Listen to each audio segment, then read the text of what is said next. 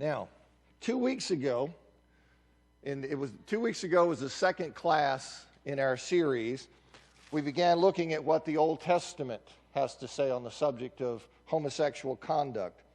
And we saw how in the beginning, we saw that in the beginning, God built a woman, a sexual counterpart to the man, from the bone and flesh that he removed from Adam. And it's because of the complementary fit of man and woman, based on the fact the woman was created out of the man, that man and woman join back together in the sexual union of marriage. And as indicated by Jesus, and as Jesus indicated in Matthew 19, appreciate that, marriage and the sexual intimacy that are part of it are intended by God to be between the two sexes he created in the beginning. And we saw in Deuteronomy 22:5. So we saw it 2 weeks ago in Deuteronomy 22:5. First you see in this foundational question of God creating the woman as a complementary fit to the man in Genesis. And then we saw in Deuteronomy 22:5 that the male-female distinction established at creation is so fundamental that disregarding that distinction or camouflaging that distinction, even by means of cross-dressing, is an abomination to God. So certainly, as I made the point 2 weeks ago, certainly disregarding the male-female distinction by taking the role of the opposite sex in sexual intercourse, certainly that's sinful. And we see that clearly expressed in Leviticus 18:22 and 20:13. Now, I wanted to say at the beginning, I just remembered, I realize that in this study I'm using words that aren't often spoken in church gatherings, but that's necessary. You see, I have to address the subject properly. I'm being as clinical as I can, but I need to say these things to deal with the arguments that are made, because I want to address them and show what's wrong with them. Now, this is declared explicitly in the idea that having homosexual conduct is explicitly condemned. You see here in Leviticus 18:22 and 20:13, and as we saw 2 weeks ago, the determining factor in the condemnation is the sex of the participants. It's the sex of the participants. It is not their social status. It is not their relationship with one another. It is the sex of the participants. And I explained that we can know that the prohibition of homosexual conduct, I'm just reviewing now, by the way. I'll get to where we ended, but after 2 weeks, I wanted to bring you back up to where we were.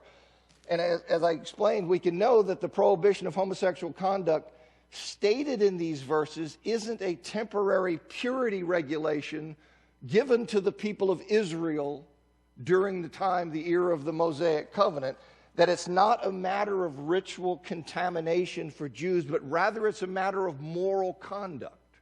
And I went through how we can see that the indicators of ritual contamination are not here. And just to remind you, here's Robert Gagnon's summary of the reasons, his rejection of the ritual contamination claim, trying to say that's what the ban on homosexual conduct is, just as a reminder for you. You see that homosexual conduct is called an iniquity or sin, and that's not what you get with ritual contamination. Doesn't permit absolution merely through ritual acts. And so you just see those just to remind you of how we can know that the ban on homosexual conduct in Leviticus is not a matter of just ritual contamination. And on top of all that, the fact the prohibition of homosexual conduct is repeated in the New Testament, as we'll see eventually when we get to the New Testament. But that fact, it establishes conclusively that it is part of God's ongoing or continuing will and not a temporary requirement given to Israel as part of the Mosaic covenant. So we know that because Paul repeatedly applies the condemnation. Now, nevertheless, There are those who attempt to deny the undeniable, to deny the fact that the ban on homosexual conduct continues into the new covenant by arguing that the prohibition of homosexual conduct, it is analogous to the ban or the prohibition of having sex with a woman during her period. And at the end of the class last week, right at the very end, I set out the argument that is made this way. I like to schematize things so you can see clearly what the argument is. And the argument is that, look, the proscriptions, the prohibitions of having sex with a menstruating woman and engaging in homosexual conduct, that they are sufficiently similar, that they are similar enough in the relevant particulars that they must be treated the same with regard to their applicability under the new covenant. So similar enough that they must be treated the same in terms of whether they're applicable in the new covenant. The proscription of having sex with a menstruating woman is not applicable under the new covenant. Therefore, the proscription of engaging in homosexual conduct is not applicable into the new covenant. That's the argument that is made. Now, since the ban on homosexual conduct, as I've said, since it's applied repeatedly in the New Testament, we can know it was not a temporary, Jewish-specific matter, Jewish-specific element of the Mosaic covenant, but that it's a matter of moral instruction that continues into the new covenant. So that's clear, as we'll see when I discuss Paul's teachings on it. So we can know that that's not the case. So we know that this argument, even though the logic is sound, the argument is unsound because one or more of the premises are false. We can know that this argument is wrong because it leads to a conclusion that we know is false. And I gave you the illustration. All men have red hair. Ashby is a man, therefore Ashby has red hair. Well, you can see that's wrong. What hair I have, it's not red. So you know before you analyze the premises that it has brought you to a false conclusion, so you know there's something wrong with the premises, even before you go and investigate them and analyze them. Now, that's where we ended 2 weeks ago. The first thing to note with regard to this argument by analogy to the ban on sex with a menstruating woman, the first thing to note is that there appears to be two different offenses related to having sex with a woman during her period. There's no doubt that the sexual relations with a menstruating woman that are under consideration in Leviticus 15:24, there's no doubt that those sexual relations involve only a ritual defilement. You see, the man is rendered unclean, and he's rendered unclean for a period of 7 days. That's your classic ritual contamination. You see that you're contaminated for a certain period. So he's rendered unclean for a period of 7 days, and that parallels the period of ritual uncleanness for the woman by virtue of her period. There's nothing immoral about having a period, but it renders one ritually unclean. Just like there's nothing immoral about married people having sexual relations, but it renders them unclean, ritually unclean. You see, so clearly here, the offense that's being dealt with here is a matter of ritual uncleanness. See, just as the woman who has a period is ritually unclean for 7 days, just as the furniture on which she lies or on which she sits is rendered unclean, you see? That's how ritual contamination is. It's transmitted by touch. So you see that. So the man who lies with her during that time is made unclean. As the furniture is made unclean, the man who lies with her is made unclean. It's no more a matter of sin, as I said, than the uncleanness that results from ordinary marital intercourse. Certainly not sinful, but as you see in Leviticus 15:18, which isn't on here. But it renders one what? Ritually unclean. So clearly in this situation, the offense that's being discussed here is a matter of ritual contamination. And if that were the only text, we clearly would be dealing with a matter of ritual contamination under the Mosaic covenant. something that has no ongoing applicability in the new covenant. But the prohibition, when you get to Leviticus 18:19 and Leviticus chapter 20, verse 18, of having sex with a menstruating woman, it does not speak of the man becoming unclean. And it makes no reference to purification by the passage of time or by washing. You don't get any of that.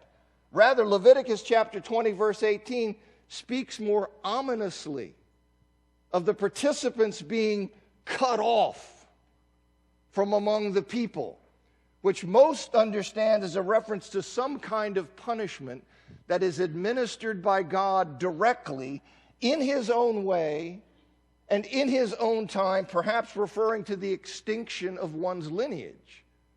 But you see a clear difference here. So in 15, we have clearly a matter of ritual contamination, but when you get to 20, you don't have this talk of uncleanness. You don't have this time where you delay and the impurity is removed by the passage of time. You don't have anything about washing. You don't have anything about transmitting it through touch. And you have this penalty that is they're cut off.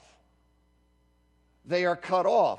The point is that the texts themselves indicate there's a difference between the situation in Leviticus 15 and the situation that's being addressed in Leviticus 18 and 20, though both of them involve sex with a menstruating woman.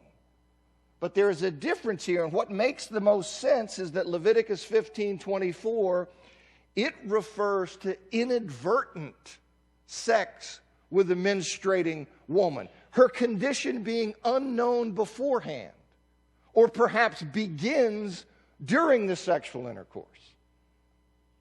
The other, in 18 and 20, it addresses a knowing and willful intercourse with a woman during her period.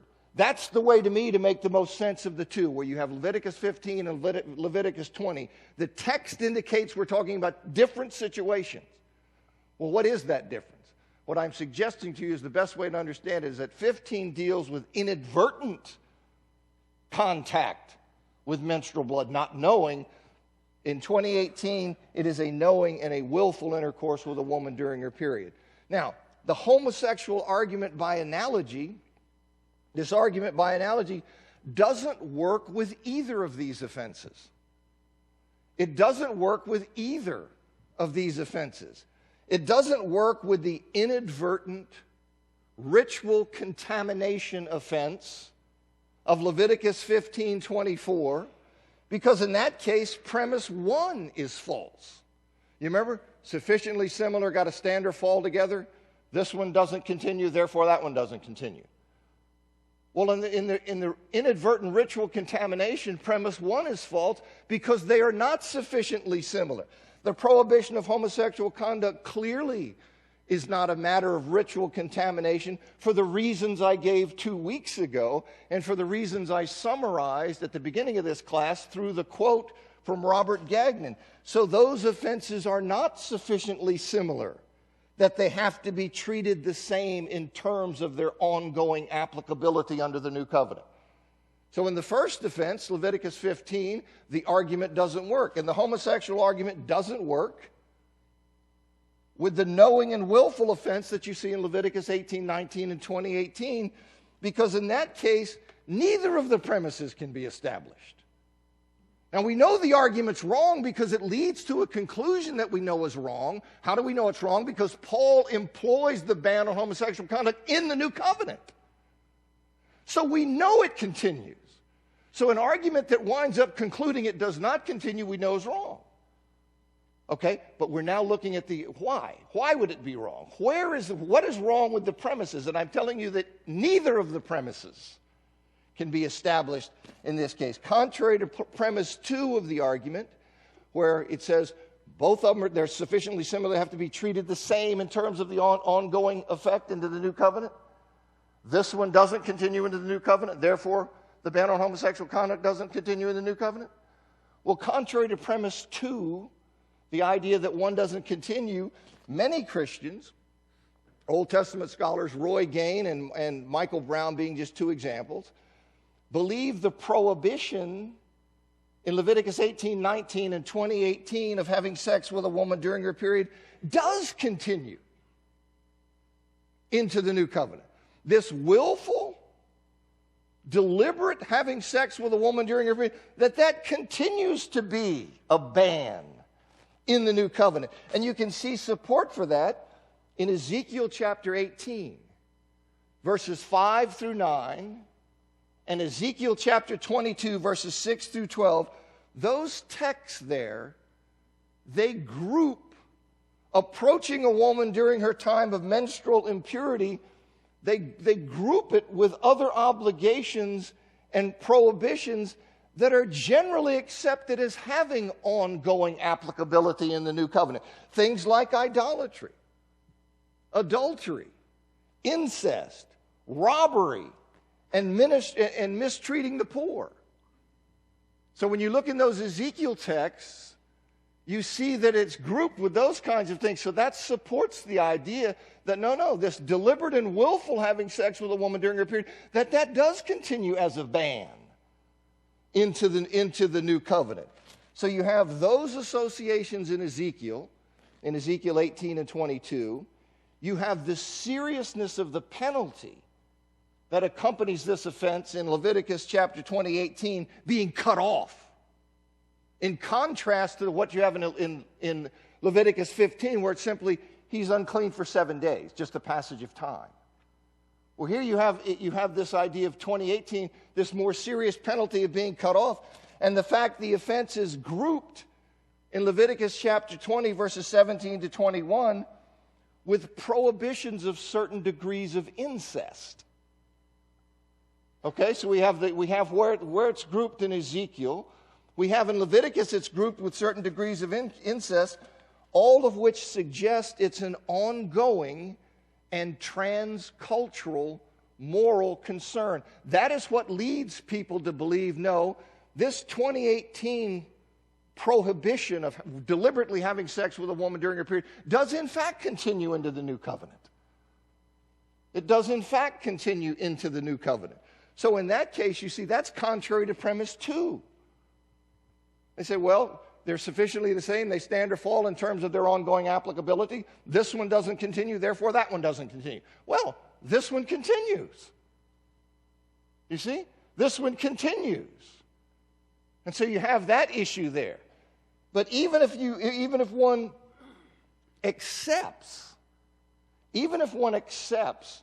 that the prohibition in Leviticus 18:19 and 20:18 of deliberately and willfully having sex with a woman during her period, even if one accepts that is not applicable. Okay, I was first suggesting to you, contrary to premise 2, that it may very well go on. Many scholars think that, and there are reasons for thinking that. The grouping in Ezekiel, the grouping there, the more severe penalty. Okay? But now I'm saying to you that even if one doesn't accept that the prohibition, if it doesn't accept that it's, the other, if it accepts that it's not applicable, okay, even if one accepts that the prohibition of deliberately having sex, you accept that it's not applicable under the new covenant, contrary to what I was just, the point I was just making. If you take the other side and say, all right, it's not applicable, it does not continue into the new covenant, the homosexual argument by analogy, it still cannot be established. It still cannot be established because, contrary to premise 1, there are things that distinguish the two situations, that distinguish the willful, deliberate of having sex with a woman during her period and the prohibition of homosexual conduct, so that they need not stand or fall together even if this one doesn't continue. I hope you're following me. I know this gets a bit complicated. I'm almost through with this part. But I wrestled with what I wanted to say, and I want to say these things because I think it's important to address, because these are the kinds of arguments that are made. Okay, so it doesn't, premise 1, you see, the contrary to premise 1, these things are different, they're distinctive, so that the offenses need not stand or fall together in terms of their ongoing applicability. Indeed, you think about those who make this argument, they recognize that the proscriptions of adultery, incest, and bestiality do not stand or fall with the proscription of having sex with a menstruating woman. They recognize that. Nobody goes and says, no, it's because sex with a menstruating woman allegedly doesn't continue into the new covenant, well, then it's okay to commit adultery or bestiality. They recognize that those situations are distinctive so that they don't stand or fall with the ongoing applicability of having sex with a menstruating woman into the new covenant. They recognize that. So what they have to demonstrate is that the ban on homosexual conduct is more like having sex with a menstruating woman than it is like adultery, incest, and bestiality. And they cannot do that. Leviticus chapter 20, verses 10 to 16, the sexual sins that carry the death penalty, they are grouped together. And these are adultery, various degrees of incest, homosexual conduct, and bestiality. Now, none of the other sexual sins identified in that chapter carry the death penalty, which suggests, does it not, that homosexual conduct is more closely analogous to adultery, incest, and bestiality than it is to having sex with a woman during her period.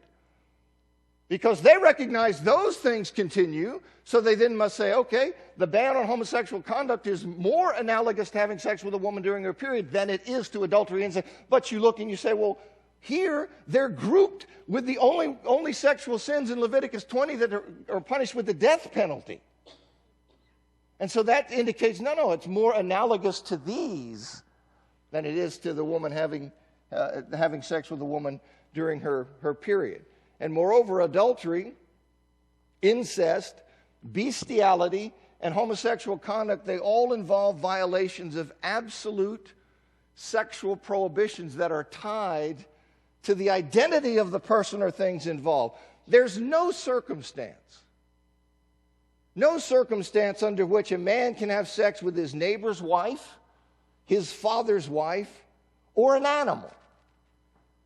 Those are completely off limits. And the prohibition against having sex with one's wife when she's menstruating, on the other hand, that's a matter of timing.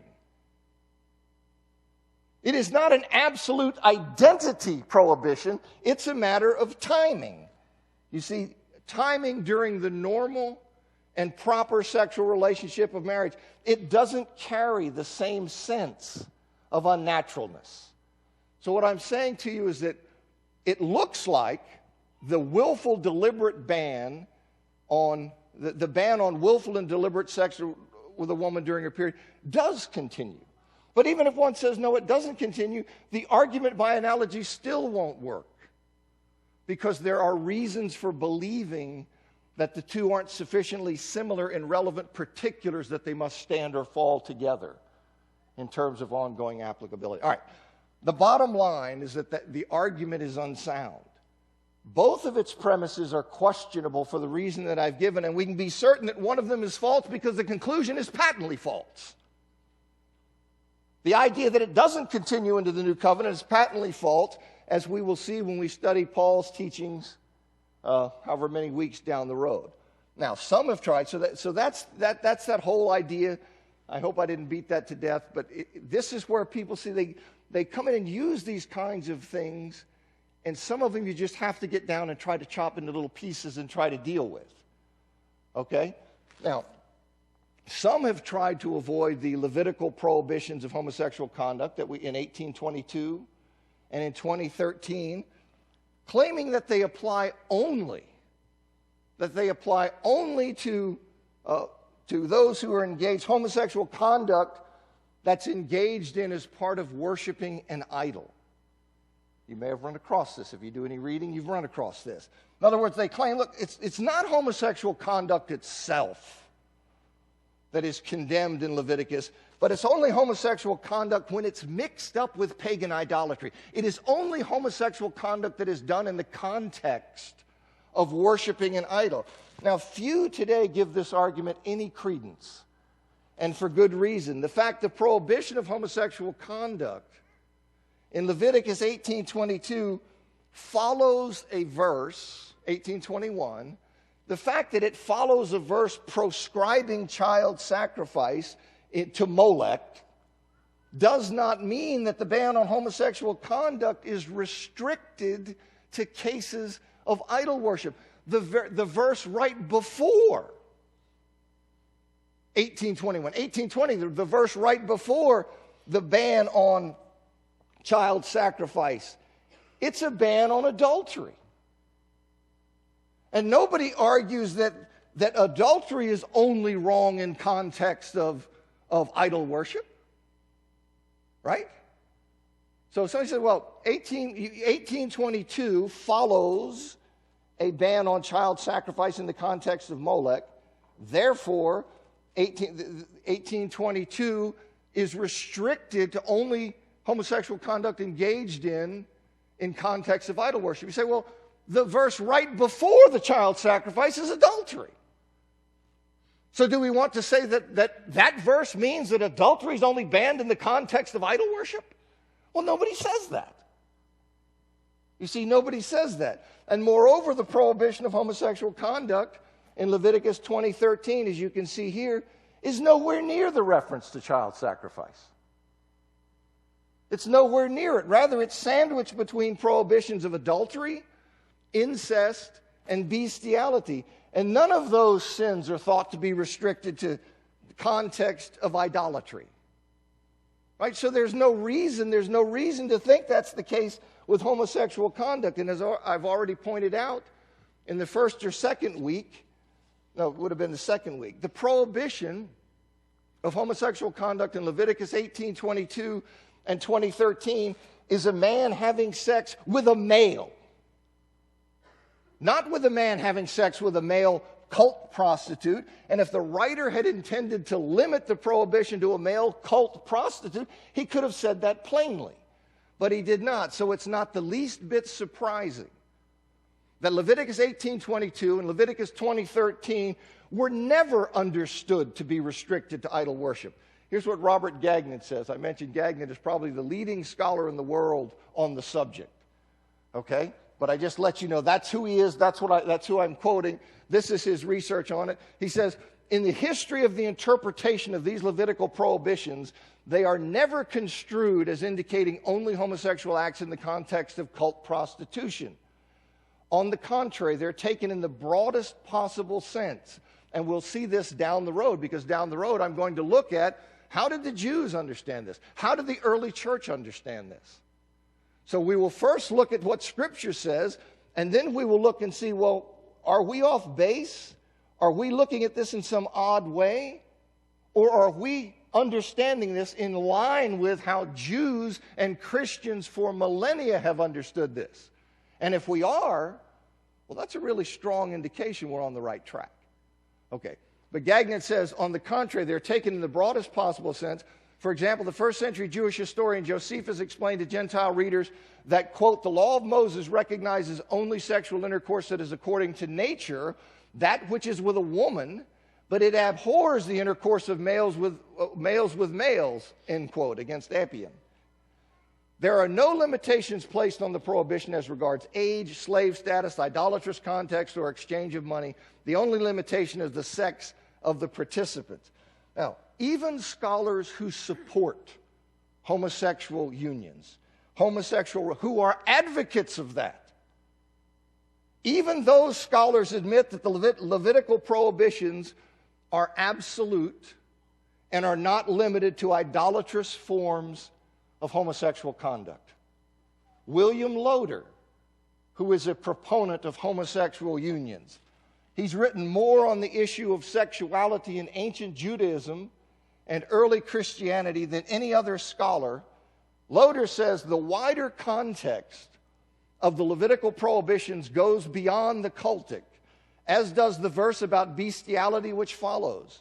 Most scholars conclude that Leviticus 18:22 does condemn same-sex anal intercourse between males in general and is not restricted to particular settings, and that is a consensus that Loader himself accepts. So here we have people who are proponents of it, acknowledging that the argument of trying to restrict this to idol worship is bogus. It is a grasping at straws.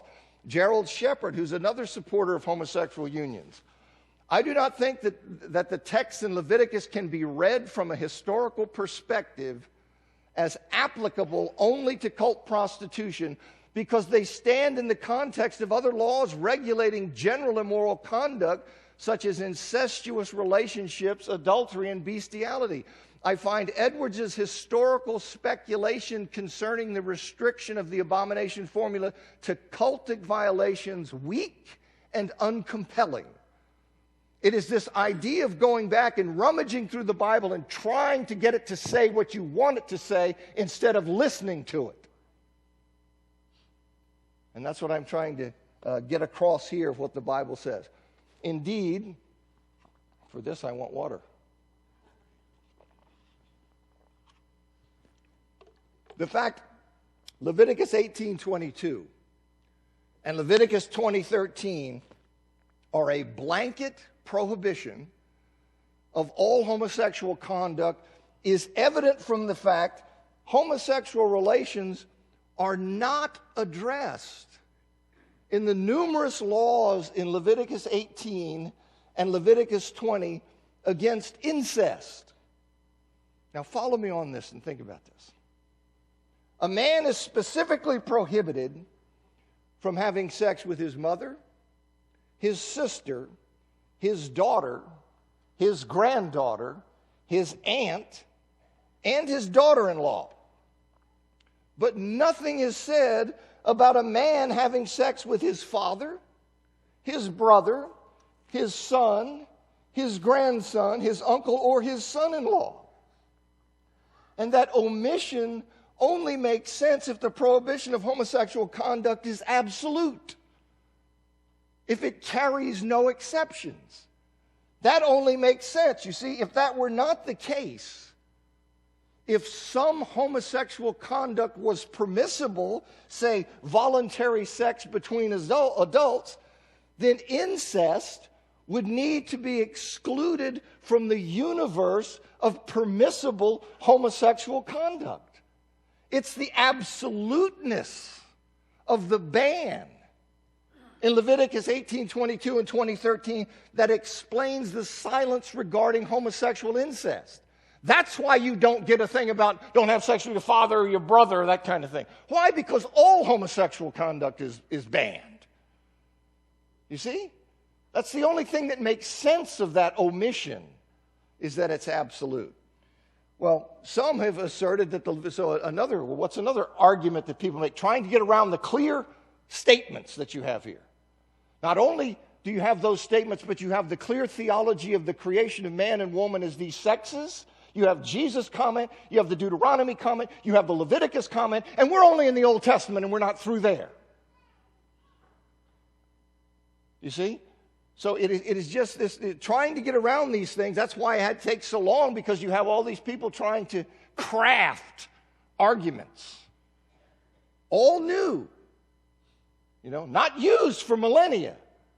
But in the last 60 years, all of a sudden we've been enlightened. You see, we've been enlightened. Now, some have asserted that the Levitical prohibitions were based on the fact homosexual intercourse wastes seed and couldn't lead to procreation. So they say, see, that's what it's based on. It's only banned because it's non-procreative. It wastes seed. And since, given that non-procreative sex, contraception, is accepted by Jews and Protestants, they say, well, look, then you see the basis of the ban on homosexual conduct no longer holds. Because what that ban is based on is a lack of procreative work, wasting of seed. But Jews and Protestants accept the legitimacy of non-procreative sex. So therefore, the basis of the ban is no longer holds. But there's no reason. There's no reason to accept the premise that the prohibition was based on wasting seed or on the non-procreative aspect of homosexual conduct. Nothing is said about that. That is simply imported into the text. On the contrary, the reason for the prohibition is explicitly stated to be the sameness of the sexes involved. Lying with a male as with a woman. It is the gender discomplementarity. That's the reason that's given. So we want to ignore that and just import into it something that's not there because that's what I want it to say. As I said, that's no way to handle the Bible. And things are prohibited in the Holiness Code. That's what scholars call Leviticus 17 through 26. Things are prohibited in the Holiness Code that can lead to procreation, such as incest and adultery. And some things that cannot lead to procreation are not prohibited, such as heterosexual sex with a barren woman or a pregnant woman. Those aren't prohibited. So that's obviously not the rationale for it. Despite it doesn't say that's the rationale, it gives an alternate rationale, which is a gender discomplementarity. And then you see in the Leviticus Code prohibitions that don't fit that. So I hope you can see how much of this is just a reaching and a twisting and a trying to say, well, I want this to mean this. Again, the primary problem of homosexual intercourse is that it violates the sexual boundaries established by God at creation. Here's what Gagnon says. The particularly abhorrent character of homosexual intercourse cannot be explained solely or primarily by its lack of procreative potential. Rather, it is to be traced to its character as a flagrant transgression of the most fundamental element of human sexuality, sex or gender. Homosexual intercourse requires a radical gender bending of human sexuality by the very creatures whom God placed in charge of the good ordered creation. That's what I said. You see how fundamental this is when you see in Deuteronomy 22 that it's an abomination to mask or camouflage it, even to the extent of cross-dressing. Well, here in homosexual conduct, you see that just a fuller outworking of that. And that's what's behind that ban. Now, some have even argued that Leviticus 18:22 and 20:13 specifically address only intercourse between men. They say, okay, I see that I'm kind of caught there. But it only addresses intercourse between men, so other forms of homosexual conduct, such as lesbianism, they are permitted. Well, here's what Gagnon says about that. I just kind of thought this was right. He says, such a conclusion is akin to arguing that because any particular corpus of law in the Old Testament explicitly proscribes only penetrative intercourse in the case of incest, adultery, fornication, rape, and bestiality, then we can assume that fondling one's stepmother or a neighbor's wife or a virgin or an animal would be acceptable behavior in ancient Israel. That wouldn't follow, would it? Wouldn't it be that the implication is that, yeah, it would be. But so that's the idea, and there are several reasons why female sexual conduct wasn't specifically addressed in Leviticus. And as we'll see later, Paul in Romans 1:26 leaves no doubt that sexual relations between two women is forbidden. So that argument doesn't work. Now, others have tried to dismiss not only the Levitical prohibitions in 18:22 and 20:13, they've tried to dismiss not only the Levitical prohibitions, but all biblical condemnation of homosexual conduct by claiming that people in the ancient world were unaware of what they call homosexual orientation. That we've got new knowledge now, and these people back then, they were unaware of that. And therefore, none of these things work. None of these things apply. Because they were written in an ignorance of what we now know to be a homosexual orientation. Well, that's just nonsense. Okay, that's nonsense, and it does nothing to avoid the biblical proscription, as I will explain when we discuss the Apostle Paul's writings. They were indeed well aware of these things. And I will have many people. I will have lesbians and other people from that side acknowledging that. So this isn't something over here, done in some, fundamentalist corner. None of this is. This is all general understanding. Now, you'll be happy to know that I'm now moving off Leviticus 18, 22, and 2013. Okay? But all of that, see, had to be done because those are so clear and specific. They've generated a lot of ways of people trying to get around them. And none of those ways carried any weight. They don't in current scholarly circles, except there are pockets where you have people advocating these things. Okay? But in Genesis 18, 16 through 19:11, I see we're going to run out of time, but I'll at least introduce this maybe. We see that there you have the question of Sodom and Gomorrah. Okay, so you've got the Genesis, the creation text, Jesus' comment on that in Matthew 19. You've got the Deuteronomy text, the Leviticus text, and of course we have the Sodom and Gomorrah, where in the latter part of Genesis 18, we see that God had determined to destroy the sinful cities of Sodom and Gomorrah. They were paragons of wickedness. These cities were paragons of wickedness, and the Lord says in Genesis 18:20, that the outcry against the city was great and their sin was very grave. And as two angels in the form of men, as they're heading for Sodom, God agrees in response to Abraham's plea not to destroy the city if only 10 righteous people can be found.